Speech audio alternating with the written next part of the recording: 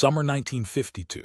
An American infantry company is dug in near the front lines in central Korea. It's after midnight. The men are exhausted from a day of patrolling. Some are asleep. Others are on watch. Then they hear it. A sound like a sewing machine or a lawn mower. Putt-putt-putt-putt. Getting closer. It's an airplane, but it's not a jet. It's not a prop fighter. It's something else. Something that sounds absurdly primitive, like something from World War I. Soldiers look up. They're silhouetted against the night sky as a biplane, 2 wings, open cockpit, fabric covered, moving slowly, maybe 80 miles per hour. It looks like it belongs in a museum, not a war zone. For a moment, the Americans just stare. What the hell is that? Then the biplane drops something. Small bombs. They tumble through the air and explode among the American positions. Not huge explosions, not artillery-level destruction, but enough to wound, enough to kill if you're unlucky. Enough to make sure nobody sleeps. The biplane puts away into the darkness. The Americans fire at it. Rifles, machine guns, even try to call in artillery, but it's too slow, too low, too small. It disappears.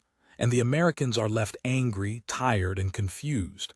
They just got bombed by what looked like a crop duster from the 1920s. Welcome to Bedcheck Charlie, the most annoying aircraft in the Korean War. This is the story of the Po-2 Polikarpov biplane, a Soviet training aircraft from the 1920s and 30s that became one of the most effective harassment weapons in Korea. The night hecklers who drove UN forces crazy. The ancient biplanes that jet fighters couldn't catch. And why sometimes the oldest technology is exactly what works. The Po-2 Polikarpov was designed in 1927. 1927, before the Great Depression, before World War II, before jets, before radar. It was designed as a trainer aircraft for the Soviet Union. Simple construction, fabric-covered wood and metal frame. 2 open cockpits, one for instructor, one for student. 2 wings in a biplane configuration. A single radial engine producing maybe 125 horsepower. Maximum speed around 90 miles per hour. It was basic, reliable, easy to fly, perfect for training new pilots. The Soviets built over 40,000 Po-2s between the late 1920s and the end of World War II. It was the most produced biplane in history. They used it for training, for crop dusting, for liaison flights, and during World War II for night harassment bombing. Soviet women pilots, the famous night witches, flew Po-2s against German forces. They'd glide in with engines off, drop small bombs on German positions, and disappear. The Germans hated them, couldn't catch them, couldn't stop them. The Po-2 was slow, but that made it hard to intercept. Too slow for fighters to engage effectively. After World War II, the Po-2 should have been retired. It was obsolete. Jets were the future, but the Soviets had thousands of them sitting around, and they were cheap to operate. So when they supplied North Korea and China with military equipment, they included Po-2s, not as frontline aircraft, but for utility purposes, liaison flights, observation, training. The North Koreans and Chinese found they had dozens of these ancient biplanes. And someone had a brilliant idea: use them for night harassment. The logic was sound. UN forces had complete air superiority during the day. American jets and fighters controlled the skies. North Korean and Chinese aircraft couldn't operate in daylight without being shot down. But at night it was different. The Po-2 was so slow that radar had trouble tracking it. It flew so low that it was hard to spot visually. It was fabric covered, so it had a tiny radar cross-section, and it could operate from short, rough airstrips that jets couldn't use. The Po-2 became the perfect night harassment aircraft. Not strategic, not decisive, but incredibly annoying, and sometimes annoying is enough. The North Korean and Chinese forces used Po-2s in a specific way. They'd wait until after dark. Then a Po-2 would take off from a concealed airstrip, often just a dirt road or a field. The pilot and observer, the Po-2 carried 2 crew, would fly toward UN positions, low and slow, navigating by landmarks visible in moonlight, rivers, roads, villages. They'd fly at maybe 500 feet altitude, sometimes lower, just high enough to avoid hitting hills. When they reached their target area, usually rear area positions, supply depots, or artillery positions. They'd drop their payload. The Po-2 could carry maybe 200 pounds of small bombs, hand grenades attached to simple release mechanisms, mortar rounds rigged as bombs, nothing sophisticated, nothing powerful, but enough to damage vehicles, wound personnel, start fires, and most importantly, prevent sleep. Then they'd turn and fly back, still low and slow, disappearing into the darkness. The psychological impact was greater than the physical damage. UN troops knew that any night Bedcheck Charlie might show up. They couldn't predict when or where.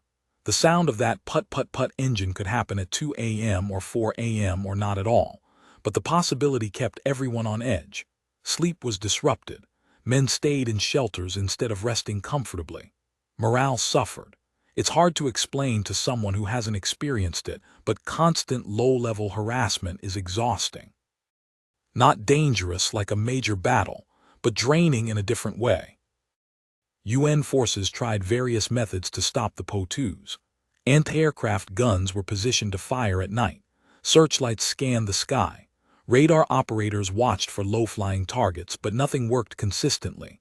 The Po-2s were too small, too slow, too low. Anti-aircraft fire had trouble tracking such a slow target. Searchlights couldn't find them in time.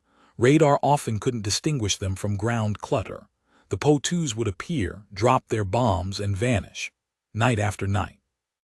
Month after month, it was maddening. Fighter aircraft were scrambled to intercept the Po-2s. F-82 night fighters with radar. F-94 Starfighers with sophisticated interception systems. Even F-86 Sabres tried to catch them, but jets had a fundamental problem. They were too fast. The Po-2's maximum speed was about 90 miles per hour. A jet fighter's stall speed, the slowest it could fly without falling out of the sky, was often higher than that. Jets would roar past the Po-2 unable to slow down enough to shoot it. They'd try to orbit around and come back, but by then the Po-2 had changed direction or landed. It was like trying to swat a fly with a sword. The sword is powerful, but the fly is too maneuverable. The North Korean and Chinese forces used Po-2s in a specific way. They'd wait until after dark. Then a Po-2 would take off from a concealed airstrip, often just a dirt road or a field. The pilot and observer, the Po-2 carried 2 crew, would fly toward UN positions, low and slow, navigating by landmarks visible in moonlight, rivers, roads, villages. They'd fly at maybe 500 feet altitude, sometimes lower, just high enough to avoid hitting hills. When they reached their target area, usually rear area positions, supply depots, or artillery positions, they'd drop their payload.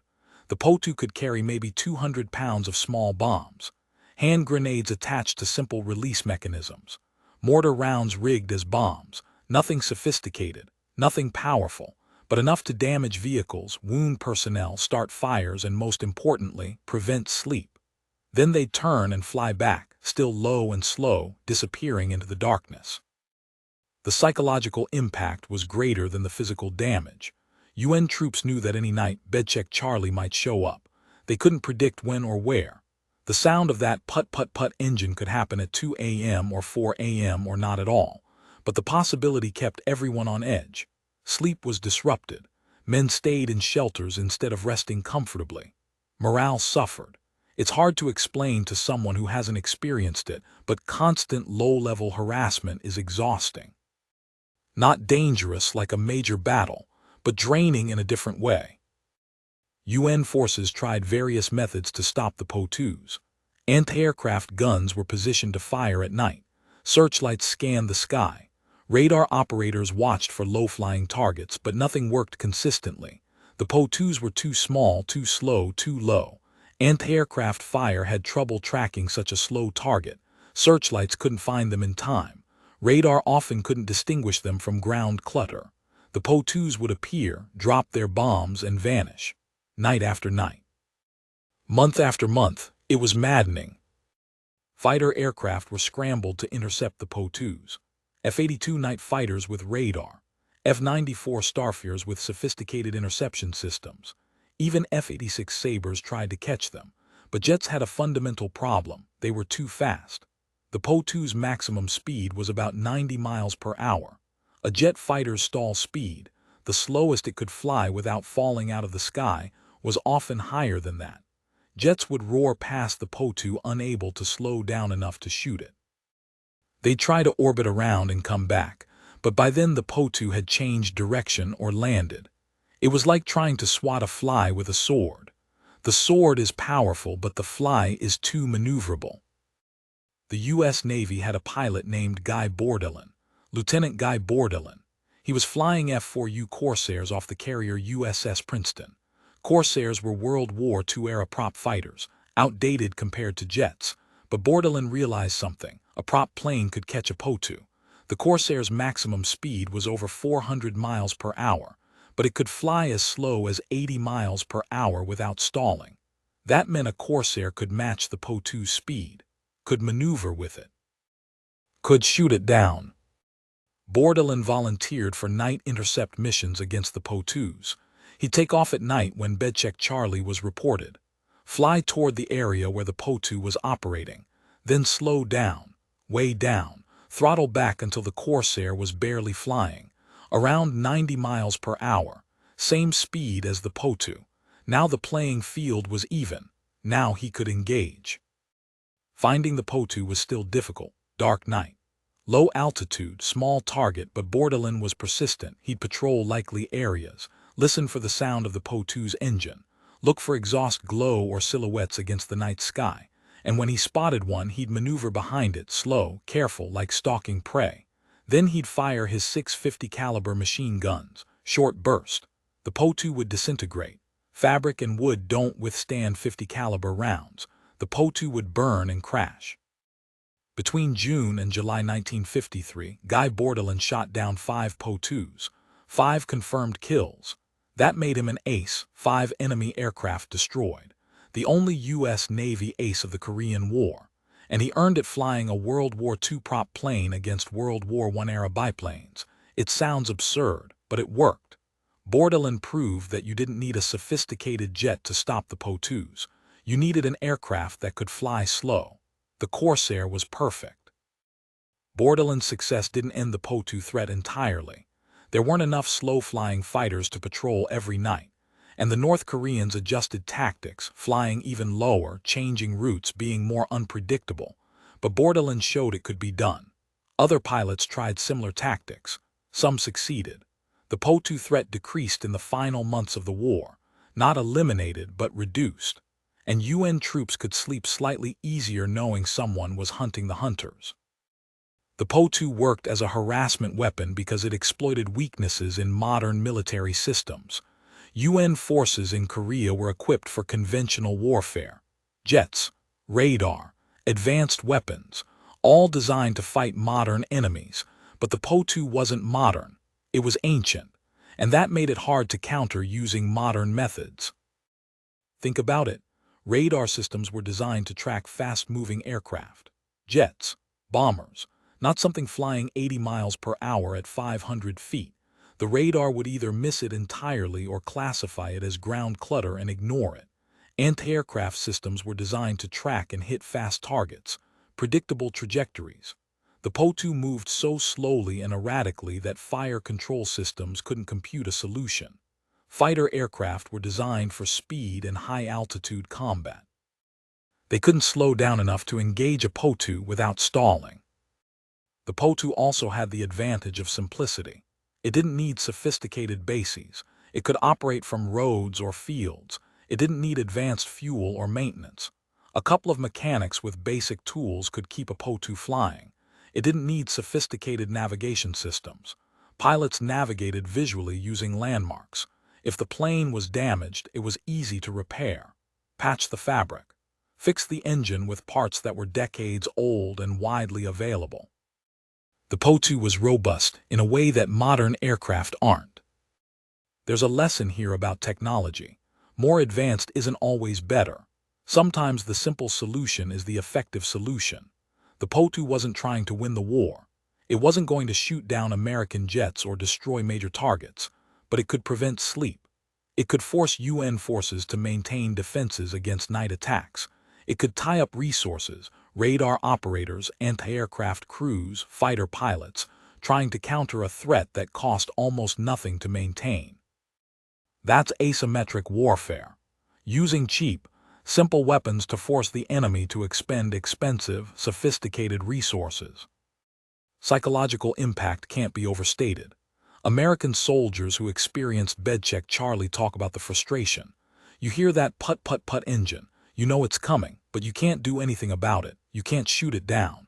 You can't hide, you're in a fixed position, you just have to endure it, wait for the bombs to drop, hope they don't hit you, then try to get back to sleep knowing it might come back an hour later. That wears on you. It doesn't kill many people, but it exhausts everyone.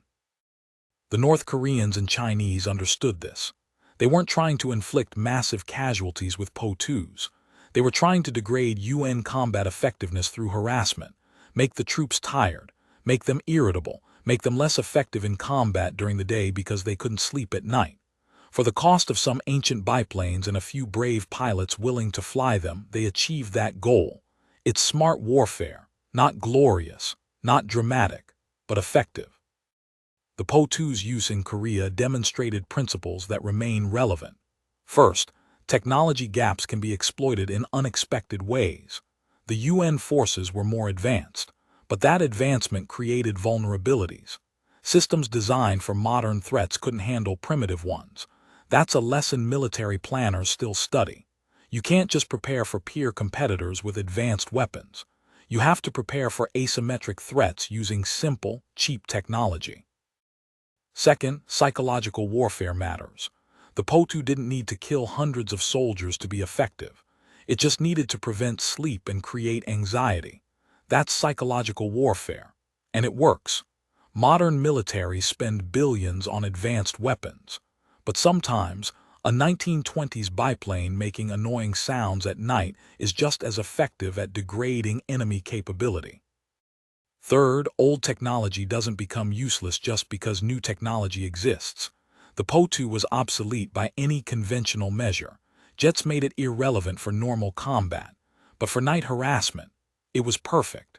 Militaries have a tendency to discard old equipment when new equipment arrives. But sometimes the old equipment still has a role, not the primary role, but a niche role where it's actually better than the expensive new stuff. Po-2 also showed that courage isn't dependent on technology. The North Korean and Chinese pilots flying these biplanes were brave. They flew slow, vulnerable aircraft into areas defended by modern weapons. Any lucky burst of anti-aircraft fire could tear apart a Po-2. Any fighter that managed to slow down could shoot them out of the sky. They knew this. They flew anyway, night after night. That takes courage. They're often forgotten in histories of the war, but they did their jobs. They harassed the enemy. Some were shot down. Others survived the war. All of them showed that you don't need a sophisticated aircraft to be a warrior, just courage and a mission. After the Korean War ended, the Po-2 disappeared from military use. Jets had fully taken over. Even for training, modern aircraft were used. The Po-2 went back to being what it was originally designed for, crop dusting and utility flights in rural areas. But its legacy in Korea remained. It became a symbol of asymmetric warfare, of how the simple can defeat the sophisticated if used cleverly. Military historians study the Po-2 as an example of creative problem-solving in warfare.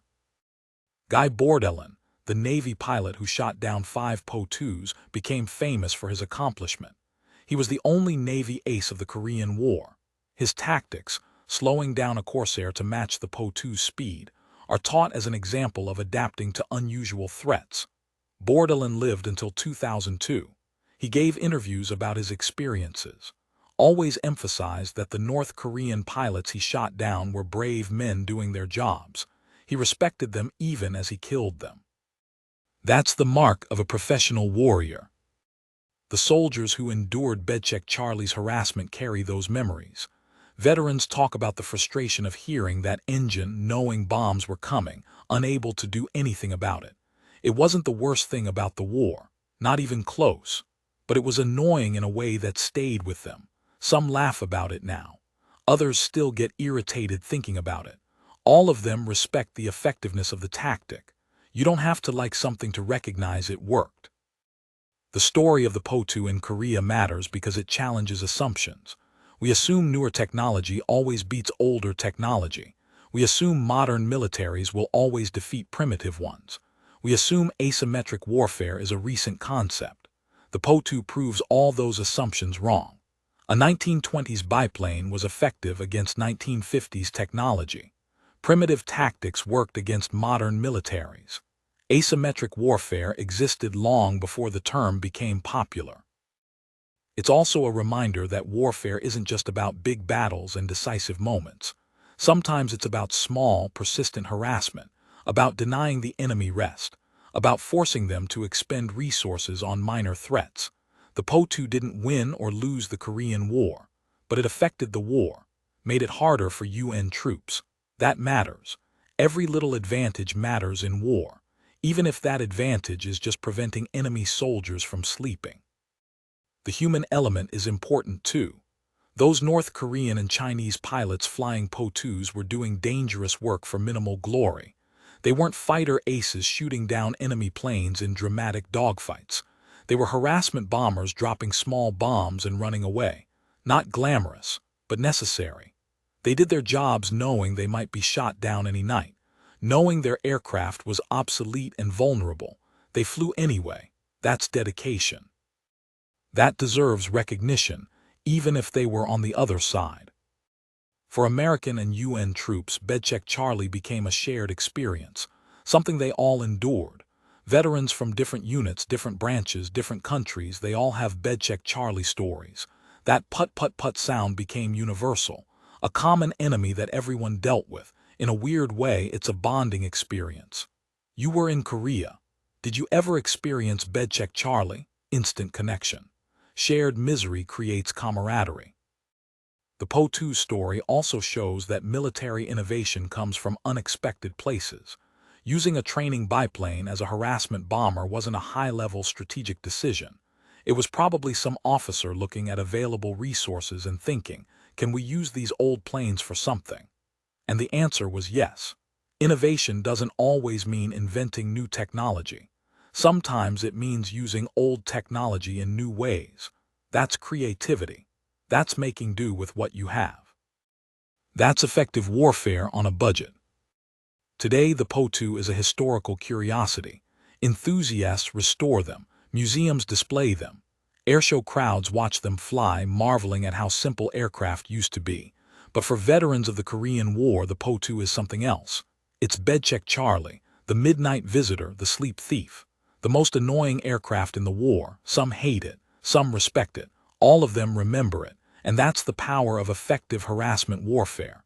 You don't have to kill the enemy to affect them. Sometimes just keeping them awake is enough. The Po-2 Polikarpov, designed in 1927 as a trainer, used in Korea in the early 1950s as a harassment bomber, shot down by Guy Bordelon flying a World War II Corsair, a story that spans decades and shows that in warfare, old never truly means obsolete, just means waiting for the right mission.